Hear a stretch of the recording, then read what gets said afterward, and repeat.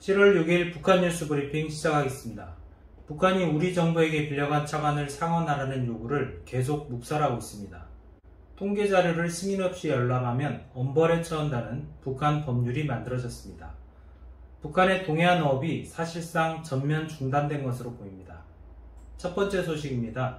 북한이 그동안 우리 정부에게 빌려간 돈을 상환하지도 않고 상환 촉구 문의에도 일체 답을 하지 않고 있다는 소식이네요. 예, 지난 2000년이죠. 김대중 대통령께서 평양을 방문하셨고 그때 김정일을 만났을 때부터 지금까지 북한이 빌려간 돈이 대략 1조 700억 원 정도 된다고 해요. 네. 원금만 해서는 9,200억 원 정도, 이자가 붙어서 이제 900억 원. 네. 이 돈이 어느 정도 규모냐면 올해 보건복지부 노인 일자리 창출 예산이 네네. 우리가 이제 노인 빈곤율이 아주 심각한 사회적 문제잖아요. 그렇죠. 그래서 노인 일자리 창출 예산이 1조 2천억 원 정도 됩니다. 그래서 1년 동안 우리가 노인 일자리 창출을 위해서 쓰는 예산에 육박하는 네네. 정도의 금액이 지금 북한이 빌려간 돈이다 이렇게 볼 수 있는데요. 네. 이 돈은 사실은 뭐 누적된 거긴 하지만 네네. 딱 김대중 정부 노무현 정부 때 8년 동안 북한에 빌려준 차관이에요. 네. 식량 차관이 한 7천억 원 정도를 조금 넘고 네. 또 뭐 철도를 깐다, 도로를 연결한다 이런 식으로 해서 자재, 장비 이런 걸 빌려준 게 금액으로 한 1,500억 정도 뭐 추산이 되고요. 네. 또 경공업 원자재 이런 걸 또 빌려줬던 것이 700억 원 정도.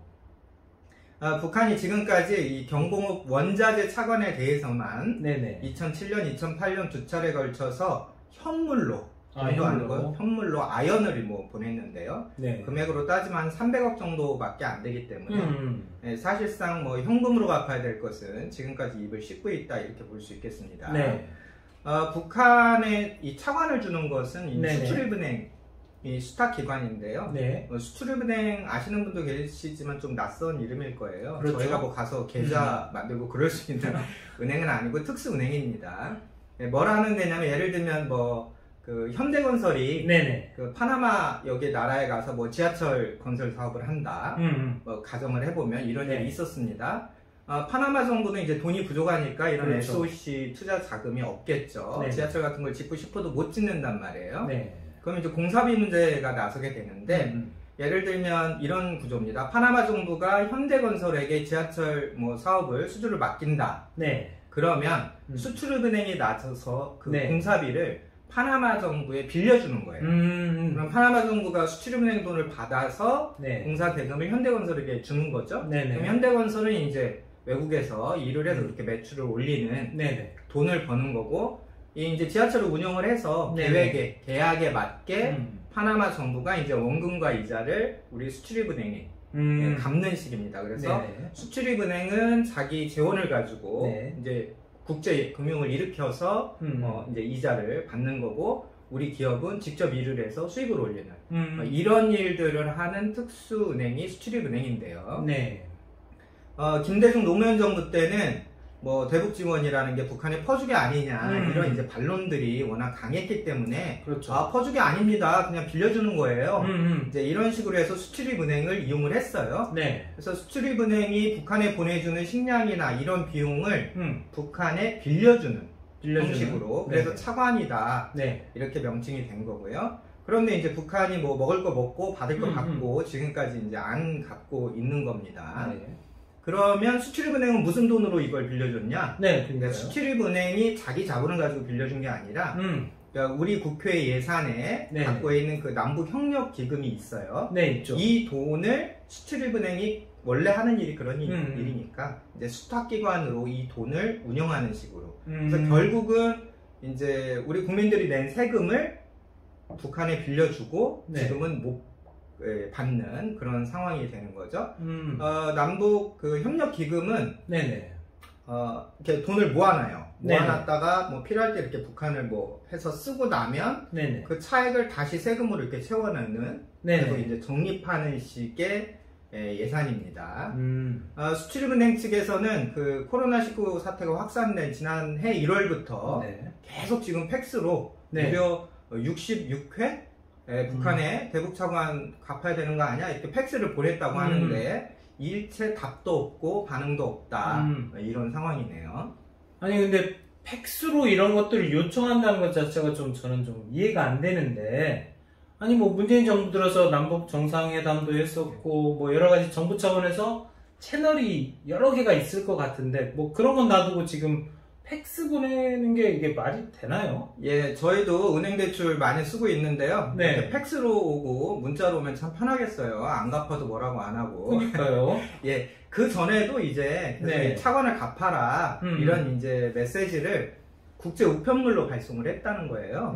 네. 그런데 이제 코로나 때문에 북한이 국경을 닫았고, 그래서 이제 국제 우편도 북한이 이제 제대로 들락달락 할 수가 없기 때문에 네. 코로나 상황 이후에는 팩스로 차관금 갚아라 이렇게 촉구를 했다는 거죠. 66회면 뭐 거의 네. 매주 한 번씩 보냈다는 건데, 더 문제는 그 자재나 장비 같은 거 이런 것들은 뭐 돌려준다 만다 자체의 말도 없다는 겁니다. 네.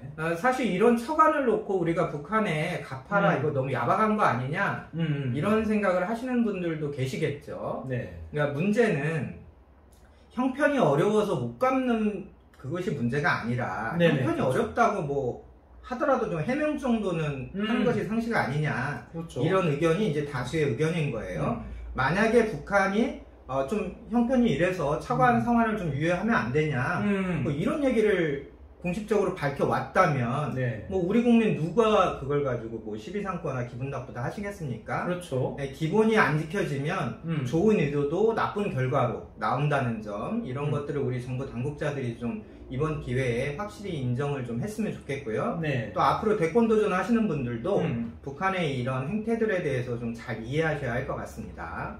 네, 다음 소식입니다. 북한이 통계 자료를 승인 없이 열람하면 엄벌에 처한다는 법률을 만들었다고 하는데요.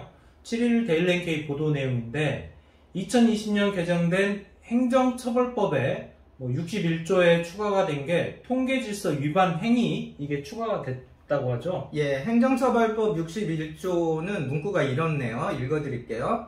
통계질서를 어긴 자에게는 경고, 엄중경고, 처분, 벌금 처벌 또는 3개월 이하의 무보수, 노동처벌을 준다. 정상이 무거운 경우에는 3개월 이상의 무보수, 노동처벌 또는 강직해임, 철직 처벌을 준다. 이렇게 명시가 되어 있네요. 이 통계질서라고 하는 말이 좀 이게 추상적인 개념인데, 네, 통계질서가 뭔지 또 조항에 담겨 있었어요. 통계장악을 바로 하지 않은 행위. 통계장악이라는 게 이제 뭐냐면, 통계를 제대로 내지 않고 관리를 안 했다, 이런 북한 말입니다. 첫 번째는 국가 승인 없이 지표 목록에 없는 통계를 내는 거. 두 번째는 통계 보고와 조사를 제때 하지 않거나 계량하지 않고 그냥 뭐 받아 적는다, 뭐 이렇게 생각하면 되겠고요. 세 번째는 거짓 통계 보고. 네 번째는 확정된 통계를 마음대로 고친 것, 이런 식으로 명시가 되어 있습니다. 통계를 제때 내지 않았다, 거짓으로 했다, 임의로 조작했다, 뭐 이런 건 담당자들 당연히 뭐 행정처벌 받을 만한 일인데, 그렇죠. 주목되는 점은 국가가 승인하지 않은 항목의 통계를 임의로 내는 것도 죄다. 예를 들면 요즘 종합시장 쌀 가격이 어떻지? 뭐 청주는 얼마고 평성은 얼마지? 이런 것들을 통계원이 자기 마음대로 내면 야, 너 그거 왜 내? 시키지도 않은 거 왜 해? 이런 식으로 해서 행정처벌을 받을 수 있다. 그런 얘기입니다. 네. 이 북한이 통계와 관련해서 뭐 이게 통계가 대단히 뭐 중요한 국가기밀 이런 건 아니잖아요. 근데 이제 꼭 그런 것처럼 처리하는 관행이 있는데, 이런 배경에는 또 어떤 게 있을까요? 예, 그 중국이나 북한이나 다 공산주의 아니냐, 다 같은 거 아니냐, 이렇게 생각하시는 분들이 많은데, 통계 하나만 놓고 보더라도 북한과 중국의 차이가 엄청납니다. 북한이 얼마나 후진적인 독재냐 하면, 북한은 모든 통계 자체가 기밀이에요. 그러다 보니까 사회 혹은 또 관료, 간부들, 또 시장 참여자들, 이런 사람들이 통계를 좀 이용하지 않는 그런 관행이 이제 자리가 잡게 됐고요. 통계를 제대로 이용하지 않으면 어떻게 되겠어요? 통계를 잡는 사람들이 열심히 제대로 잡지 않습니다. 그렇겠죠. 그래서 결국은 가짜 통계, 실제를 반영하지 못하는 통계들이 남발되게 되는데, 김정은도 결국은 자기도 뭔가 통계를 보고 판단을 하고 싶은데 네. 제대로 된 게 없고 허수가 너무 많으니까 노동신문 보면 막 화내는 장면들이 자주 나오고 있어요. 그렇죠, 그렇죠. 심지어 지난번 당중앙위 전원회의 열었을 때는 네네. 분과 토론을 따로 좀 해라 이렇게 해놓고 네네. 그 회의에서 너희들이 달성할 목표량을 수치로 써내 이런 지시도 있었잖아요. 그렇죠. 결국은 이제 통계 작성이나 이용에 대해서는 북한이 아직도 후진적이다. 결국은 통계 자료를 이렇게 비밀처럼 잘 꽁꽁 싸매는 거 이런 것만 집중을 하게 되는데 이번 법에서도 몇 가지 이제 명시가 되어 있습니다. 통계 자료를 제때 등록하지 않는 경우, 또 승인 없이 통계 자료를 열람하거나 비법적으로 통계 자료를 발췌, 복사, 다른 사람에게 보여주는 경우, 또 승인 없이 이 통계를 이관하거나 폐기하거나 대회에 내보내는 것도 처벌하겠다 이렇게 명시를 했어요. 결국은 통계를 꽁꽁 싸매는 데만 관심이 있구나 이렇게 저희가 깨달으면 되겠고요. 사실 이 통계 독점이라는 것은 나만 알겠다라고 하는 발상입니다. 아주 그렇죠. 독재가 체질화된 사회에서나 가능한 얘기죠. 나 혼자 결정하는 체제라면 나만 알고 있어도 상관이 없어요. 그렇죠. 네, 임금님만 알고 있어도 상관이 없습니다. 결정을 그렇죠. 임금님만 하면. 그런데 통계라고 하는 것도 사실은 통계끼리 경합을 벌여야 이 통계들이 이 지시하는 팩트가 뭔지를 이 근사값, 정확한 이 가격이 나올 수가 있는 거거든요. 한 사람만 아는 통계 그러면 그 밑에 있는 사람들이 제대로 작성하기가 어렵습니다. 열심히 하지 않는다는 거예요. 그렇죠. 결국 북한이 현재 경제 수준을 넘어서 뭐 일반적인 개발도상국 수준으로 넘어가려면 이 국가적인 통계가 매우 중요합니다. 북한도 사실은 통계 부서가 있긴 있어요. 우리 통계청에 해당하는 부서로 중앙통계국이 있는데요. 또 뭐 인민경제대학 같은 데서 통계학과도 두고 통계 일꾼들을 또 이렇게 가르치고 육성하는 체계도 있긴 한데 기본적으로 통계에 대한 이 독점 개념 한 사람이 독점한다 또 소수가 독점한다 이런 발상이 바뀌지 않으면 이 통계가 국가 발전에 기여하게 되는 그 선순환 과정이라는 것은 정말 좀 상상하기 어려울 것이다 이렇게 말씀드리고 싶습니다. 네, 마지막 소식입니다. 북한이 올해도 코로나 바이러스 방역을 이유로 어업 활동을 대폭 제한하고 있는 것으로 확인됐습니다. 미국의 소리방송 5일 보도 내용이죠. 예, 위성으로 확인하는 뉴스 여러 번 저희가 보내드렸는데요. 이번에도 플래닛랩스 위성사진이 함경북도 동해안 청진항 일대를 촬영을 했네요. 이 사진 공개된 걸 눈으로만 봐도 대강 뭐 한 1000배가 한 1000척 정도. 그래서 와, 이 정도면 이거 조업하는 거 맞아? 조업 안 하는구나 이런 느낌을 주는데요. 또 최근에는 김정은이 뭐 동해 쪽 수산사업소 현지 지도 갔다 이런 뉴스를 들은 지가 꽤 오래됐잖아요. 그렇죠. 그래서 동해안에서 거의 조업이 안 되는구나 이런 추측이 가능한 보도입니다. 일단 코로나 방역을 이유로 북중무역이 중단이 됐잖아요. 이건 무슨 말이냐면 물고기를 바다에서 잡아와도 팔 곳이 마땅치 않다 이런 얘기예요. 그렇죠. 그러면 내수 시장으로 돌리면 되는 거 아니냐 이런 생각 하시는 분들도 있을 수 있는데, 자, 예를 들면 이 어선들이 조업을 하려면 연료, 디젤료를 채워야 되죠. 또 일하는 사람들 뭐 식량이나 노임도 좀 줘야 되죠. 그렇기 때문에 이 조업을 해서 얻게 되는 수산물을 내수 시장, 내수 가격으로 판매할 경우에는 사실은 생산비가 안 나온다. 이렇게 보면 그렇게 보면 됩니다. 그래서 뭐 김정은이 물고기 많이 잡아서 군인들도 먹이고 인민들이 공급해라 이런 지시를 하지만 기본 생산비가 나와야 뭐 조업을 나서지 않겠어요? 내수시장 유통 문제도요. 수산물은 이 물류가 굉장히 중요합니다. 빨리빨리 옮겨야 되는 거죠. 그러다 보면 냉동차도 필요할 거고요. 또 뭐 1차 가공도 어느 정도 뭐 해야지 상품화가 되는 거기 때문에.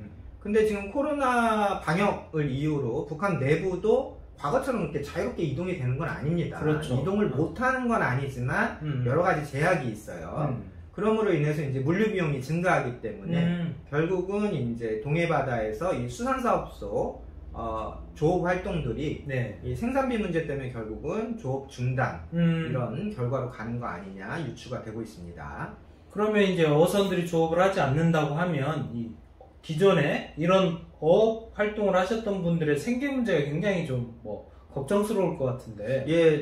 심란합니다. 그 위성사진에 보면 배가 한 1000척 이렇게 보인다 제가 말씀드렸잖아요. 뭐 1000척만 잡더라도 배 한 척에 10명이 승선한다. 네. 그럼 대충 10,000명이잖아요. 네네. 그렇죠. 가족까지 합치면 뭐 3만 명, 4만 명.